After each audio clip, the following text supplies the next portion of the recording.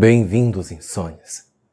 4 tripulantes, uma pequena embarcação, uma ilha deserta, homens queimados, um morto e um mistério.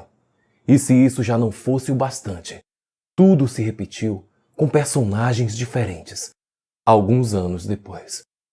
Eu sou Júlio Anderson e vou contar neste vídeo o impressionante caso das mortes na Ilha do Caranguejo. Como explicar o inexplicável?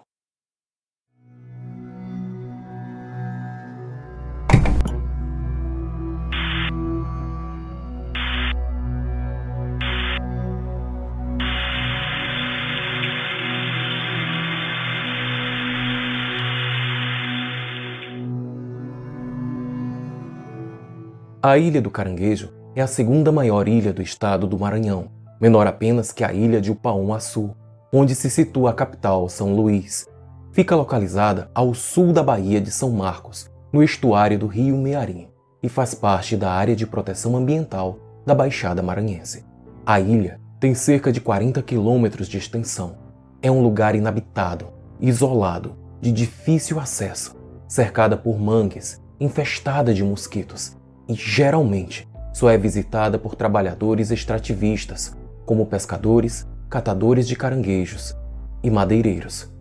Em 25 de abril de 1977, 4 homens, tripulando uma pequena embarcação à vela, partiram de São Luís em direção à Ilha do Caranguejo, distante em torno de 30 quilômetros da capital. O dia estava quente, com muito sol. Eles chegaram ao destino no início da tarde, ancoraram em um riacho no interior da ilha e passaram o resto da tarde cortando árvores finas e podando galhos. Eles planejavam vender mastros de madeira para uso em construções simples. Os 4 homens eram os irmãos Apolinário, de 31 anos, Firmino, de 38, José, de 22, e um primo deles, Aureliano, de 36 anos. Firmino era o único que não tinha o costume de fazer a viagem, pois estava indo para a ilha cortar madeira pela primeira vez, substituindo um outro homem do grupo, que estava doente. De acordo com o relato dos sobreviventes, após passarem a tarde cortando e empilhando troncos, quando o sol começava a se pôr, eles pararam para jantar. Comeram uma refeição simples de arroz e carne. Era por volta das 18 horas, horário em que a maré estava baixa e o barco ficava encalhado na lama do riacho.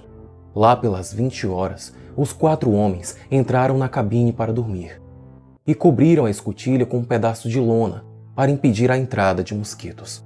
Os 3 veteranos naquele trabalho já estavam habituados com esses horários e acordavam sempre por volta da meia-noite, quando a maré enchia, fazendo a água subir e sacudir o barco, possibilitando que eles pudessem zarpar dali.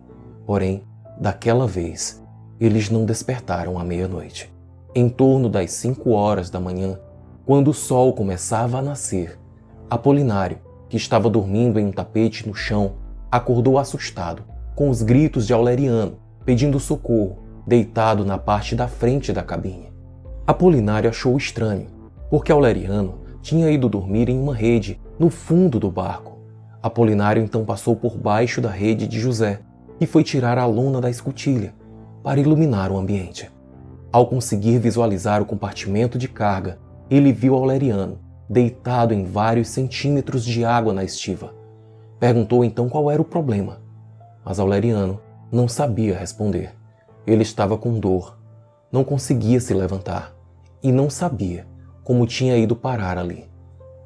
Apolinário então ajudou Aureliano a sair da cabine e percebeu que ele estava com sérias queimaduras logo atrás dos ombros. Ao baixar a bermuda, viu que tinha uma queimadura também na nádega esquerda. O mais estranho é que a bermuda não tinha nenhum sinal de queimadura. Apolinário entrou novamente na cabine para fazer um chá para seu primo e ouviu Firmino gemendo no fundo do barco.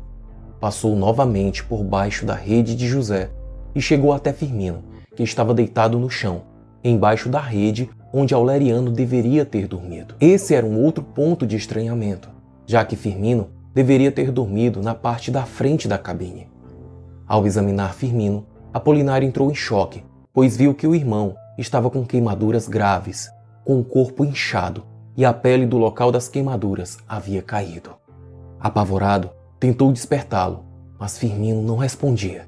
Permanecia inconsciente. Apolinário foi então até a rede de José para acordá-lo e pedir sua ajuda. Mas assim que o tocou, percebeu que o irmão mais novo estava morto. O corpo de José estava frio e já enrijecido, com uma das pernas penduradas para fora da rede. Apolinário estava desesperado, pois era o único homem ileso. Não tinha kit de primeiros socorros para tratar os 2 feridos, e ele precisava ter forças para conseguir sozinho fazer o barco zarpar e levá-lo de volta a São Luís. Normalmente, são necessários pelo menos 3 homens para cuidar das velas e do leme. Some-se a isso o fato de Apolinário ser um homem de pouca estatura, com apenas 1,5 metros de altura. Para piorar a situação, a maré baixou novamente e o barco estava mais uma vez encalhado na lama. Foi preciso esperar mais de 8 horas até a maré subir de novo. Por volta das 14 horas, Apolinário começou a levar o barco de volta à capital. Somente após o corpo de José ser levado ao Instituto Médico Legal é que Aureliano foi ao hospital para ser tratado. Suas queimaduras deixaram marcas, mas ele foi liberado na noite do dia seguinte. Por outro lado, o estado de Firmino era grave. Grande parte de seu corpo tinha sofrido queimaduras de 2º grau, sendo as mais graves no lado esquerdo das costelas, na parte interior do braço esquerdo e na testa. Ele também apresentava uma grave lesão craniana, que levou os médicos a alertarem para a possibilidade de ele desenvolver alguma debilidade mental, o que não se confirmou mais tarde. Além das marcas pelo corpo, a musculatura de seu braço ficou permanentemente danificada, tanto que ele perdeu quase totalmente a mobilidade da mão, ficando seus dedos torcidos para dentro. Firmino permaneceu em coma por 1 semana e teve que passar mais de 1 mês no hospital. Quanto a José, devido ao calor da região, que fica próxima à linha do Equador, seu corpo já chegou ao IML em estado avançado de decomposição. Por isso, não foi realizada uma autópsia. O médico que examinou o cadáver escreveu em seu relatório que não havia cortes nem hematomas no corpo. O atestado de óbito declarava que José, um homem até então saudável, de 22 anos, tinha sofrido um acidente vascular cerebral causado por hipertensão arterial como consequência de um choque emocional. Não havia nenhuma evidência de que os 4 homens tivessem bebido ou usado drogas, nem sofrido intoxicação alimentar ou sido expostos a gases tóxicos. Também não havia sinais de luta corporal entre os envolvidos. Após os investigadores irem até a Ilha do Caranguejo, examinarem o local onde o barco ficou ancorado, inspecionarem o próprio barco, constatarem que não havia sinal de fogo, nem na embarcação, nem na mata ao redor, e conversarem com os sobreviventes e as pessoas que os conheciam, a única conclusão a que chegaram era de que os 3 homens realmente não sabiam o que havia acontecido. A polícia não achou explicações para o que tinha ocorrido com aqueles 4 na ilha.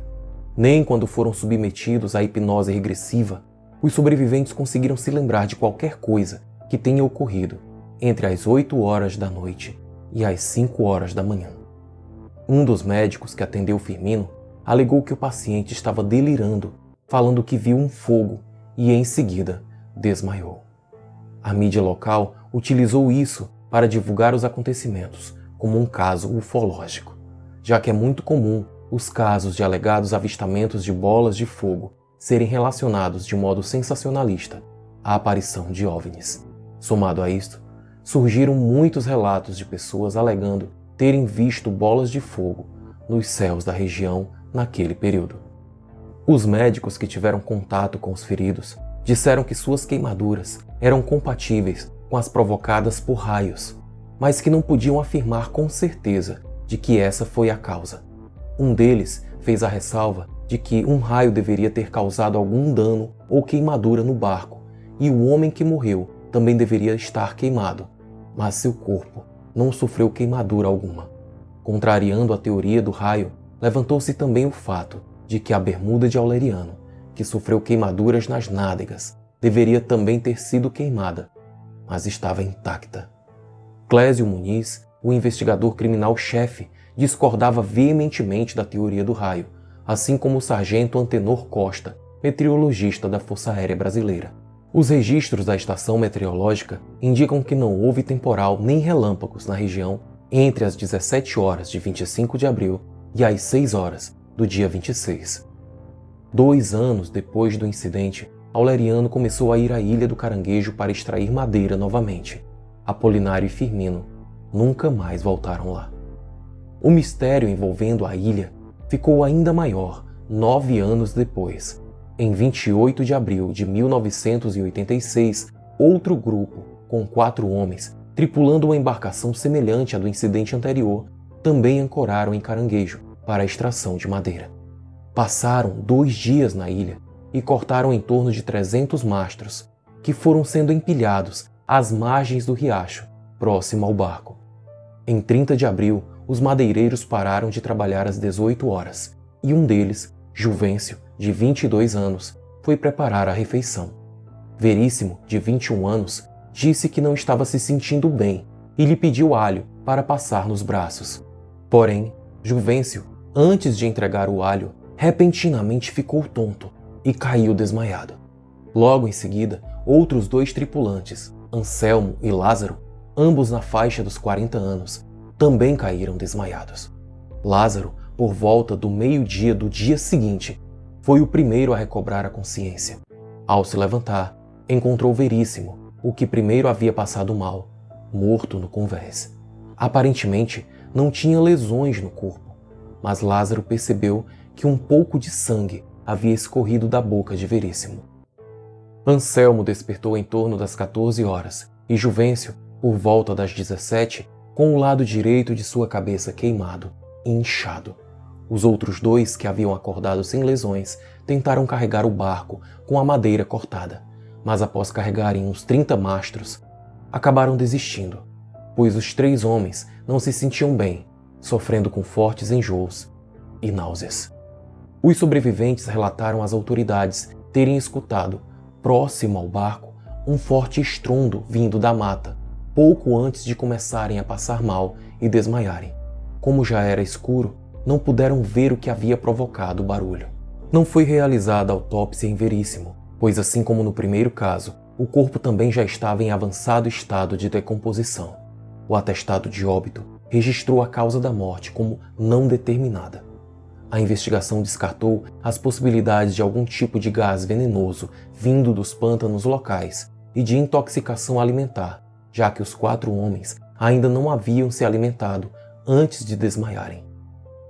A polícia não chegou a nenhuma conclusão do que poderia ter acontecido com aqueles homens, e assim como no primeiro caso, o mistério permanece até os dias de hoje.